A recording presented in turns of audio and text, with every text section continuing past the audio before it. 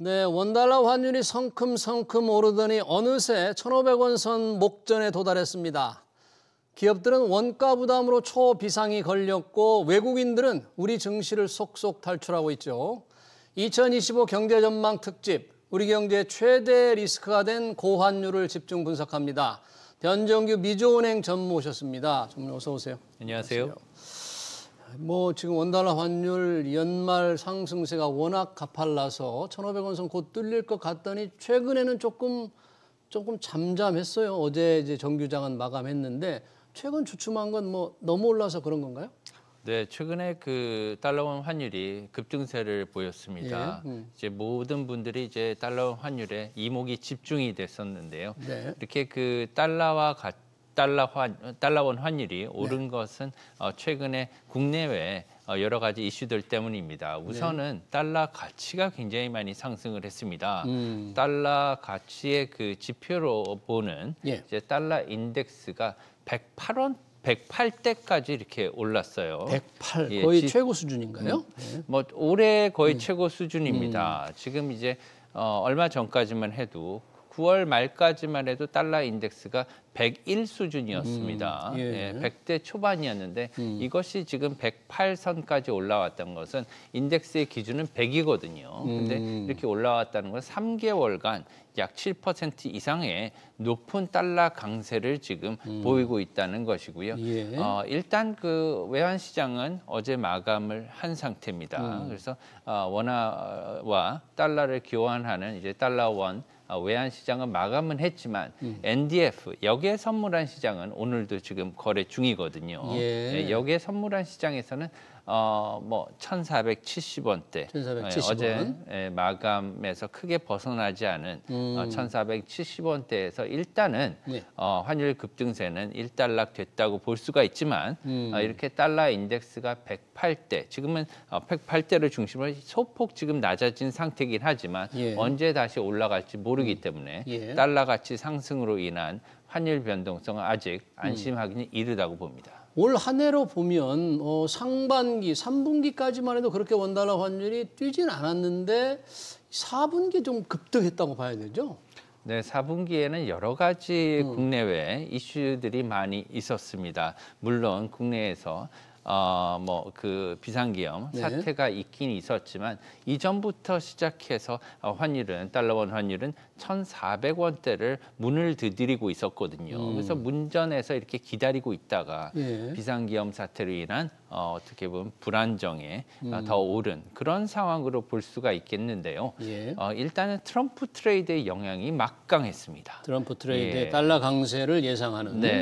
이제 미국의 대선이 트럼프 대통령 후보의 승리로 압승으로 사실은 끝났죠. 그렇죠. 이렇게 압승으로 끝날 거라고 예상은 못했는데 이렇게 그 뚜껑을 열어보니까 압승으로 끝났단 말이에요. 그렇다 보니까 예상치 못한 트럼프의 당선 가능성, 당선일 경우에 예상됐던 그 트레이드의 방향대로 모든 자산의 가치가 변동하는 이러한 상황이 일어났습니다. 이것을 이제 트럼프 트레이드라고 하는데 예를 들면 인플레이션이 많이 늘어날 거다. 트럼프가 대통령이 된다면 그래서 인플레이션이 많이 일어날 거기 때문에 미국 국채, 장기채 수익률이 많이 상승할 것이다. 왜냐하면 인플레이션을 감안을 해야 될 것이기 때문에. 두 번째로는 트럼프 관련 주식들이 많이 오를 것이고 전체적인 미국의 다우라든가 나스닥을 중심으로 한 미국의 기업들이 좋아질 거기 때문에 미국의 주가 지수는 폭등할 것이다. 전체적으로.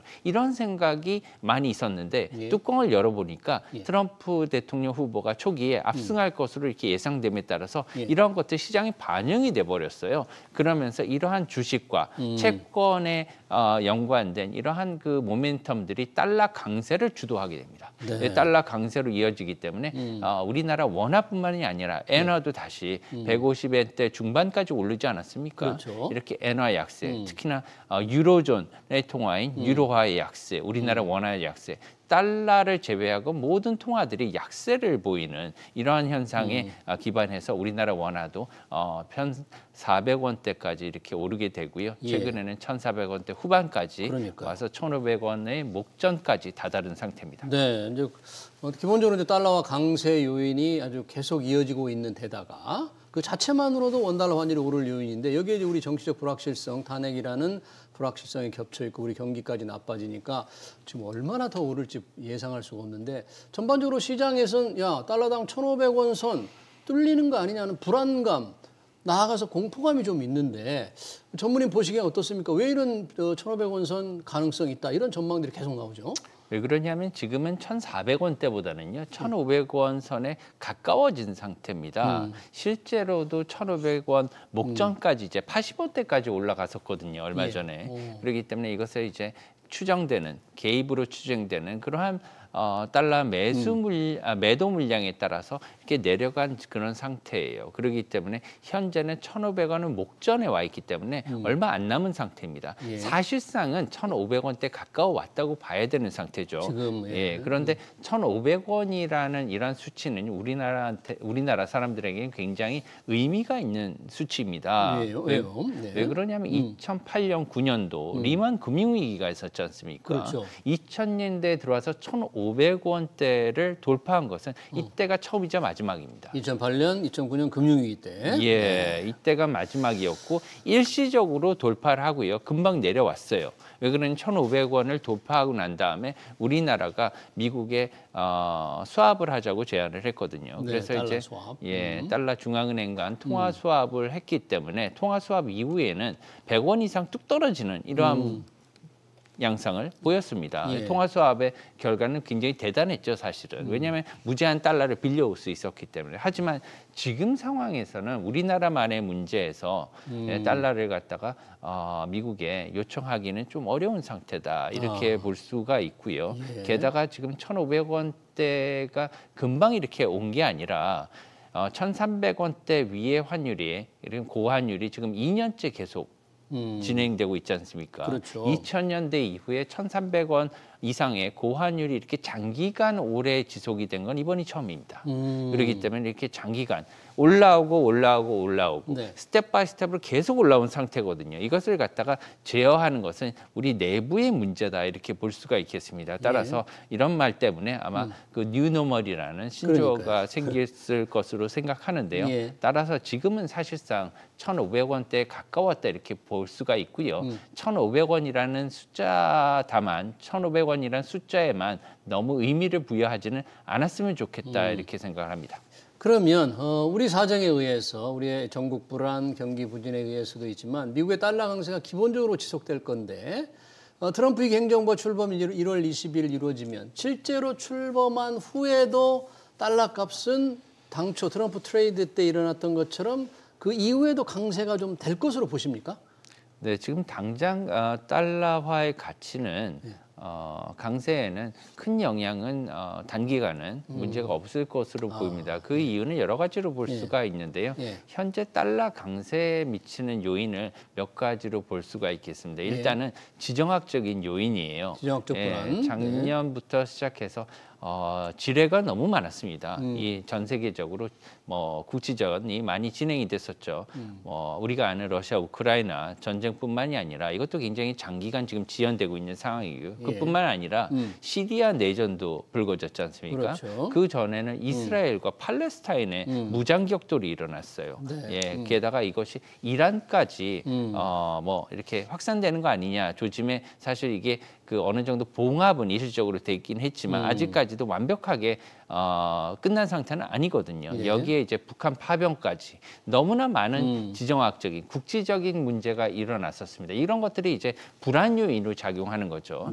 게다가 두 번째는 이제 유로화의 문제고요. 유로화의 문제는 어떤 건가요? 왜냐하면은 달러화의 상대 통화가 무슨 통화냐 이렇게 물어본다면 유로화라고 감히 얘기할 수가 있습니다. 그건 뭐냐면 달러 인덱스에서 유로화가 차지하는 가중치가 절대적으로 50몇% 이상 높기 때문이죠. 그런데 이 유로화가 지금 가치가 하락하는 상황이 있습니다. 왜 그러냐면은 유로 중앙은행이 예. 유로의 경제 상황이 너무 안 좋다 보니까 금리 인하를 빨리 해야 되는 시점이 도래했다 이렇게 생각을 하고 있기 때문에 예. 내년에 미국의 연준보다 유로 중앙은행의 금리 인하 속도가 빠르게 된다면 그렇게 된다면 유로화의 가치가 상대적으로 빨리 하락할 수가 있어요. 달러 가치 대비. 연준은 금리 인하 속도가 예상보다 빠르지 않을 거라는 예상이 좀 많거든요. 미 연준은. 그렇죠. 이번 FOMC도 그렇게 얘기하지 예, 않았습니까? 예. 그에 비해서 유로 중앙은행 빨리 내릴 것이다 이렇게 생각을 하는 거죠. 예. 그러면서 지금 1.12달러까지 강했던 이런 유로화가 지금은 1.04달러까지 이렇게 떨어지면서 유로화 가치가 계속 하락하고 있는 중입니다. 거의 1대1 수준이네요. 네. 이제 앞으로는 1대1 페리티라고 하죠. 거기까지 갈 수 있는 그런 가능성도 배제할 수 없다 이렇게 네. 보고요. 네. 세 번째도 이제 통화 문제입니다. 통화 문제인데 이것은 이제 다름 아닌 우리 인접국이죠. 또한 G2의 하나. 중국. 예, 중국이죠. 중국 위안화. 중국은 사실상 트럼프 일기 때 트럼프 대통령과 크게 무역 마찰을 겪은 이러한 네. 이력이 있습니다. 당시에 1년 이내에 위안화가 6.5위안까지 달러당 6.5위안까지 떨어지는 위안화 강세를 보였어요. 예. 왜 그러냐면 무역 흑자를 많이 기록을 하고 있었기 때문에 중국이 이것을 줄이자는 네. 트럼프 행정부 일기 행정부의 그러한 의지에 따라 이게 하락한 것으로 보이는데요. 현재 이제 미국과 유럽 간의 무역 충돌은 아직 시작되지 않은 상태입니다. 앞으로 트럼프 대통령이 1월 20일 예. 취임 후에 이것을 공식화한다면 미국과 중국 간의 무역 마찰이 시작이 될 수도 있는 거거든요. 그렇죠. 관세 전쟁 맞습니다. 예상되는 거죠. 이것이 만약 관세 전쟁이 시작이 되고 위안화의 가치가 더 평가절하가 된다면 네. 7.3위안, 지금 현재 7.3위안 바로 밑에 있습니다. 7.29위안 정도에서 지금 거래가 되고 있는데 달러당. 네. 이것이 만약에 7.4위안, 7.5위안으로 계속해서 약해진다면 네. 원화에 미치는 영향도 상대적으로 강할 것이다, 상당할 것이다 이렇게 보는 거죠. 원화도 약세 요인으로 작용하는 거죠. 네, 원화에도. 달러 위안 환율이 7.45, 7.46 이렇게 계속 간다면 만약 우리나라 환율도 1,400 지금 후반대에서 1,500원대 이상으로 올라갈 수 있는 가능성이 크다는 겁니다. 그러네요. 그건 이제 포텐셜, 이제 네. 잠재적인 위험이죠. 네 번째는 우리나라의 문제입니다. 예. 이제 우리나라의 문제인데 이것은 이제 조금 말하기는 좀 우리나라 좀 아쉽지만 네. 경제가 아직 반등을 못 하고 있어요. 뭐 지지부진하고요. 침체가 예. 더 심화되는 상황. 예, 이 경제가 반등이 돼야지 우리나라 주식시장으로 네. 외국인과 국내 투자자들이 다시 돌아오고 더 활기를 띨 수 있는 그런 상황이 될 텐데요. 네. 금리 인하가 계속될 수 있는 가능성이 있다고 이번에 이창용 총재가 우리 한국은행이 기준금리를 계속 내릴 수 있다. 네, 있다 내년에 이렇게 발표했기 때문에 앞으로 우리나라의 기준금리로 하락할 가능성이 있습니다. 네. 하락한다면 이것은 이제 물가와 그다음에 여타 경기에는 좋은 뭐 영향을 끼칠 수 있을지 몰라도 단기간 환율과 그리고 또 채권 지수 그리고 주가에는 조금 뭐 상반된 그런 그렇죠. 영향을 줄 예. 수가 있다고 생각합니다. 예. 특히나 환율에는 지금 이런 이제, 영향을 네, 줄 수가 달러 있죠. 강세 요인을 이제 네 가지로 정리를 해주셨어요. 내년에도 지정학적 불안이 계속될 것 같다. 가장 상대 통한 유로화도 지금 유럽의 금리 인하가 빠르면서 유로 가치도 떨어지고 특히 미중 갈등으로 중국 위안화도 떨어지고 우리나라 문제 경제 부진이 계속돼서 외국인 자금이 들어오지 않기 때문에 결국은 더 떨어진다면 이렇게 달러 강세 원달러 환율 상승세가 예상이 되는데 속도가 좀 빠르니까 뭐 정부가 조금 적극적으로 시장 안정에 개입하겠다는 얘기도 했었는데 최근에는 그런 개입을 조금 해왔습니까? 어떻습니까, 우리? 글쎄요, 그 개입한 정황은 있지만 공식적인 발표는 없었기 때문에 이런 것은 이제 추정할 수밖에는 없습니다. 예. 사실상 추정의 근거는 갑자기 그 환율이 올라가다 급락하게 되면 예. 어떤 뭐 하락할 요인이 별로 없는데 없는데? 내려가게 되면 이것을 이제 추정. 뭐 개입이라든가 예. 스무딩 오퍼레이션으로 이렇게 생각할 수 있거든요. 스무딩 오퍼레이션은 이제 조금 약간 미세 조정을 얘기하는 거기 때문에 개입보다는 작은 그런 상황을 얘기하고요. 지금같이 이제 급등하는 경우에는 개입으로 추정을 할 수가 있는 상황입니다. 예. 그래서 다만 이러한 그 데이터 같은 경우에는 이제 연말을 지나고 이제 발표하게 돼 있기 때문에 우리나라의 외환 보유고가 얼마가 되는지 이것을 네. 좀 보면은 그 잣대로 삼을 수 있을 것 같은데요. 네. 내년 1월 6일에 외환 보유고가 이제 12월 말 외환 보유고가 발표가 됩니다. 이것을 이제 우리는 주시하고 있는 거죠. 지금 11월 말은 이제 4,153억 달러 외환 보유액인데 이게 정부가 개입을 해서 조금 줄었는지는 내년 1월 6일을 봐야 된다. 그런데 정황은 있지만 실제로 아직 확인할 수는 없다. 이 국민연금도 우리 정부가 직접 외환시장에 가입하는 경우가 있지만 해외 자산 투자를 많이 하잖아요. 국민연금이. 국민연금도 지금 이 외환시장에 나름 방파제 역할을 할 수도 있다. 뭐 환해치를 한다 이런 얘기가 있던데 어느 정도 역할을 좀 하는 거예요, 국민연금은? 뭐 이것은 이제 그 연금관리공단의 그 내부 문제이기 때문에 예. 제가 이제 뭐 언급하는 거는 그렇게 적절하지 않다고는 봅니다. 다만 현재 이제 한국은행과 최근 통화 수합을 체결을 했었고요. 이런 것들로 인해서 시장에는 긍정적인 요인으로 작용한 점이 많이 있다 이렇게 생각하고요. 네. 게다가 국민연금은 이제 모두가 가입하는 이제 우리나라의 연금 아닙니까? 그렇기 그렇죠. 때문에 규모도 크고 방대할 뿐더러 모든 자산을 원화로 가져갈 수가 없어요. 너무 크기 때문에. 이제 그렇죠. 우리나라 해외- 시장만을 예. 커버하기에는 이게 너무 큽니다. 따라서 일정 부분 이상은 반드시 해외 자산으로 이제 가지고 투자 규모를 갖고 가야 되는데 이 해외 투자 비중이 워낙 크다 보니까 규모가 이 부분에만큼 금을 이제 그 달러 안정을 위한 그런 목적으로 해지 목적으로 사용할 수 있다 이렇게 지금 해석을 하고 있습니다. 네, 그 과정에서 이제 달러를 조금 더 내놓을 수 있다. 그리고 그러면 달러 값이 치솟는 거를 조금 막는 역할을 하지 않을까. 이제 이런 기대감이 시장에서 조금 있는 거죠. 실제 어느 정도 역할을 할지 좀 봐야 될 것 같고요. 그런 상황이라면 지금 뭐 정치적 불확실성이라든지 우리 경제 상황이 급격히 개선되기는 어렵긴 합니다만 이런 시장에서 볼 때 내년 말 정도면 원달러 환율이 어떻게 될까?